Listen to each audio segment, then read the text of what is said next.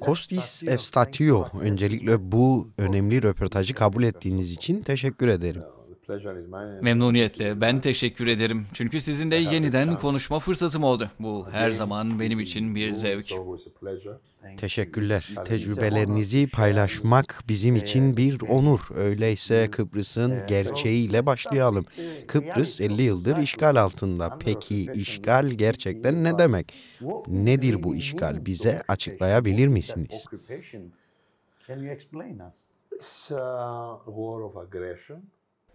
Bu bir saldırı savaşıdır. Bu, Kıbrıs'taki anayasal düzeni yeniden tesis etme bahanesiyle Türkiye'nin Kıbrıs'a yaptığı bir işgaldir. Bu düzen, Yunan cuntasının Kıbrıs'ta yaptığı darbeyle sorgulanır hale gelmiştir. Ama esas mesele şudur. Türkiye her zaman Kıbrıs'ı istemiştir. Kıbrıs'ı kontrol etmek ya da işgal etmek, kendi jeostratejik hedeflerine ulaşmak için. Bu hedefler bölgemizin enerji kaynaklarıyla doğrudan ilgilidir.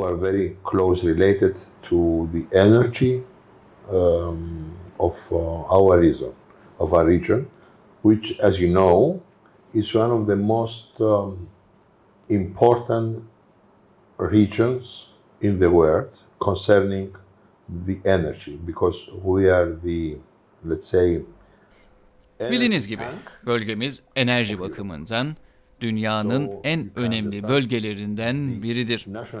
Hatta şunu söyleyebiliriz, adeta Avrupa'nın enerji deposuyuz. Dolayısıyla pek çok ülkenin, tabii ki Türkiye'nin de ulusal çıkarlarını anlayabilirsiniz. 1974 yılında Türkiye, Yunanlıların aptallığından faydalandı. Onlara Kıbrıs'ı işgal etmek için bahane verdiler. Kıbrıslı Rumları özellikle Kuzey Kıbrıs'tan etnik temizlik yoluyla çıkarmak ve kukla bir hükümet kurmak için. Bildiğiniz gibi sözde Kuzey Kıbrıs Türk Cumhuriyeti. Bu tipik durum 20. yüzyıl başlarında Hatay'da olanların aynısıdır. Şimdi Suriye'de olanların da aynısıdır. Kukla hükümetler kurup bölgeyi kontrol etmek. Aynısı Libya'da da oldu. Sudan'da, Afrika'da da deniyorlar. Ulusal çıkarlarının gerektiği her yerde. Puppet governments in order to control the area. The same happens also in Libya. They try to do it in Sudan, in Africa, where their national interest demands. Siz Avrupa Birliği politikaları konusunda oldukça deneyimlisiniz. O yüzden şunu da sormak zorundayım. Avrupa Birliği, Kıbrıs ve Türkiye. Bu adeta bir üçgen ve hiç bitmeyen politikalar bu eksende dönmeye devam ediyor. Bize bu üçgende gerçekten neler olduğunu açıklar mısınız? You describe it perfectly. It's a triangle. European Union, Cyprus and Turkey. Çok doğru tarif ettiniz. Bu bir üçgendir. Avrupa Birliği, Kıbrıs ve Türkiye. Oysa 3 kutup değil 2 kutup olmalıydı. Çünkü Kıbrıs Avrupa Birliği'nin bir parçasıdır. Ama Avrupa Birliği bunu kabul etmek istemiyor ya da anlamaya cesaret etmiyor ve bunun üzerine inşa etmiyor. Bu yüzden Kıbrıs'a mesafeli kalmayı tercih ediyorlar. From Cyprus, why they should have acted differently. Cyprus is a part of the European Union, so European Union should have acted halbuki farklı davranmalıydılar. Çünkü Kıbrıs AB'nin bir parçasıdır. Dolayısıyla Avrupa Birliği'nin Türkiye'ye karşı daha farklı davranması gerekirdi. Ama şu anda yaptıkları şey soruna mesafeli kalmak. Çünkü çıkarlarını, yani Avrupa ülkelerinin Türkiye ile olan çıkarlarını zedelemek istemiyorlar. Türkiye onlar için büyük bir pazardır. Ayrıca Orta ve Batı Avrupa ülkelerinin çoğunda çok sayıda Türk azınlık vardır. Bu yüzden rollerini oynamak yerine Kıbrıs sorununa mesafeli kalmayı tercih ediyorlar. Oysa bu uluslararası bir saldırı, işgal ve yasa dışı bir durumdur.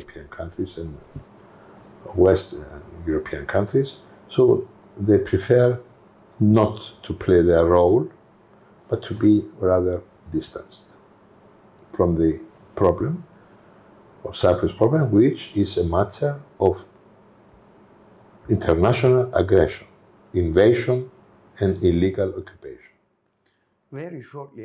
Çok kısa bir şekilde kişisel olarak da anlamak istediğim bir şey var. Kıbrıs'ın deniz sınırları meselesi.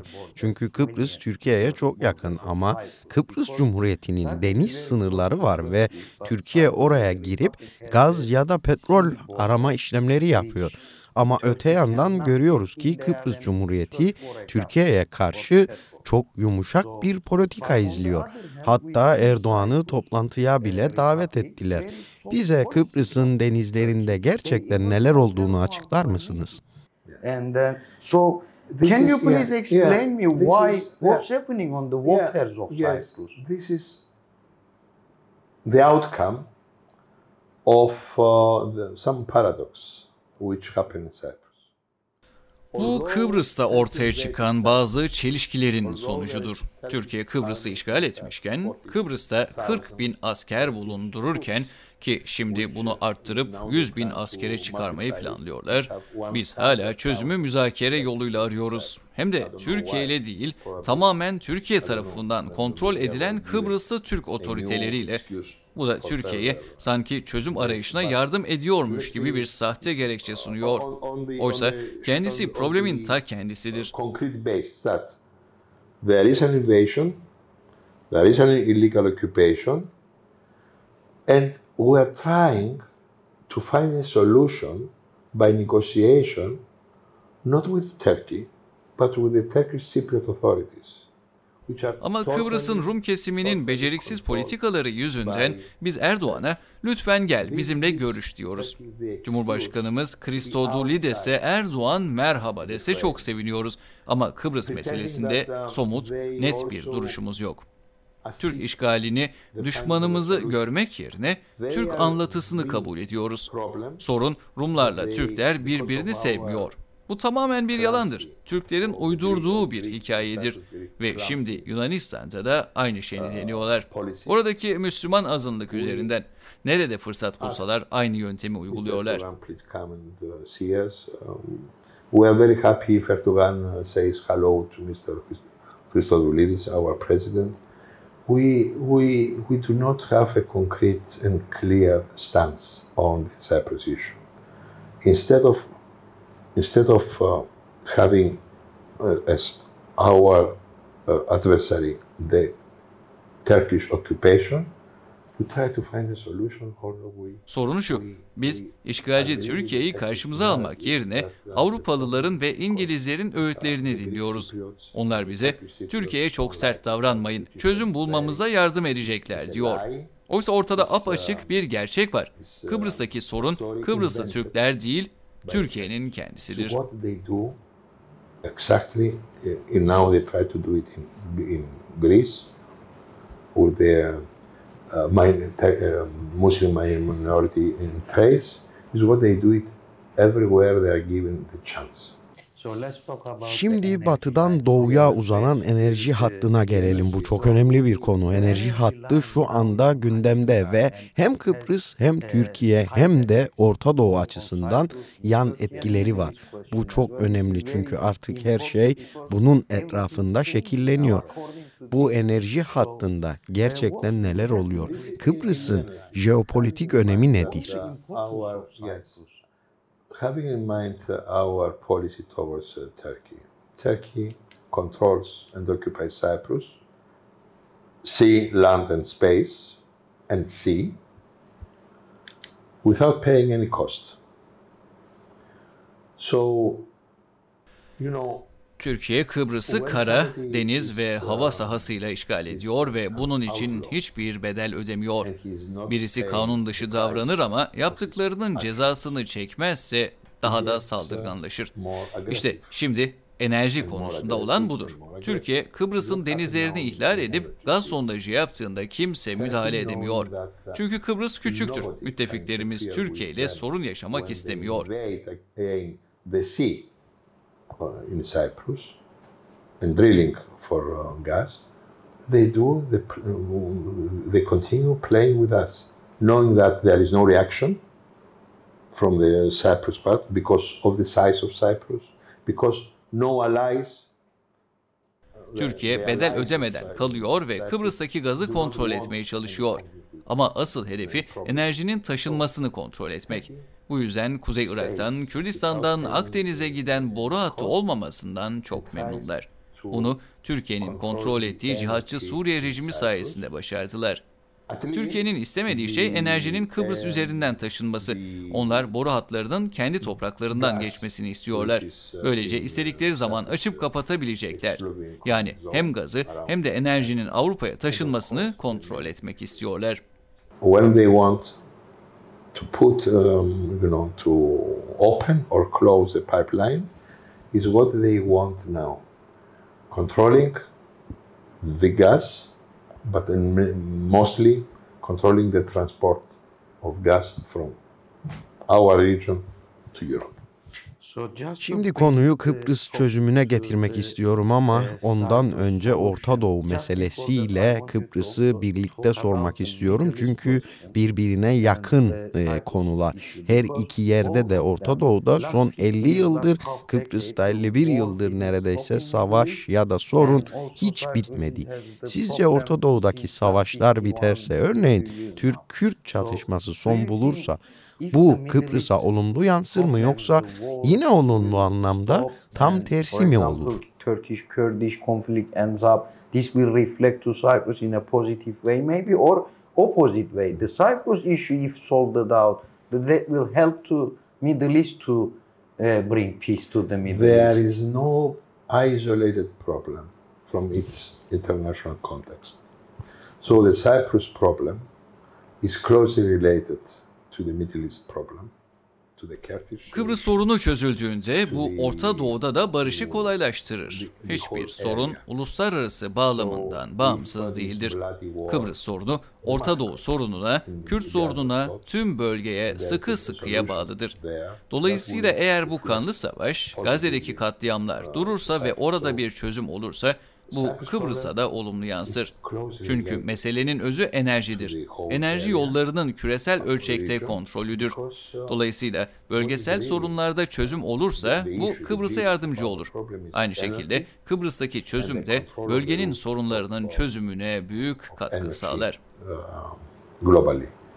So yes, if there was a solution in the regional problems, that would help Cyprus, and vice versa. The solution in Cyprus will help a lot for the solution of the whole region. Thank you. So lastly, son olarak daha net olması için soruyorum. Kıbrıs için alternatif çözüm nedir? The end of occupation. The Greek Cypriots and the Turkish Cypriots used to live together. They can live together. İşgalin sona ermesidir. Kıbrıslı Rumlar ve Kıbrıslı Türkler birlikte yaşarlardı, yine yaşayabilirler. Ben çok küçük bir çocuktum, dedemin evinde. Hatırlıyorum, onun arkadaşlarının çoğu Kıbrıslı Türktü. Limassol'den Nikosya'ya gelirlerdi, dostluk ziyareti yaparlardı. Büyükannem, dedem bana hep şunu öğütlerdi. Hoca namaz kılarken saygı göstermelisin. Karşılıklı bir saygı vardı. Yani Kıbrıslı Rumlarla Türkler arasında aslında sorun yoktu. Sözde toplumlar arası sorunları 1950'lerde ve 60'larda İngilizler başlattı. Türkiye de bundan faydalandı. Oysa sorun tek bir şeydir. Bizi rahat bırakın. Biz yüzyıllardır yaptığımız gibi demokratik bir toplumda insan haklarına saygı içinde birlikte yaşayabiliriz. One of the visitors was a Hoca. To respect the Hoja when praying towards Mecca, and vice versa. I try to say that there is no problem between Greek Cypriots and Turkish Cypriots. Bu açıdan Rojava deneyimi bize çok yardımcı olur. Orada herkes dili, dini, ırkı, inancı ne olursa olsun özgürce komşusuyla yaşıyor. Kimse kimsenin işine karışmıyor. Ama Kıbrıs'ın şu anki büyük sorunu şudur.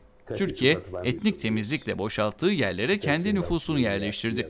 Binlerce insanı Türkiye'den getirip Rumların evlerine yerleştirdiler. Bu da büyük bir sorundur.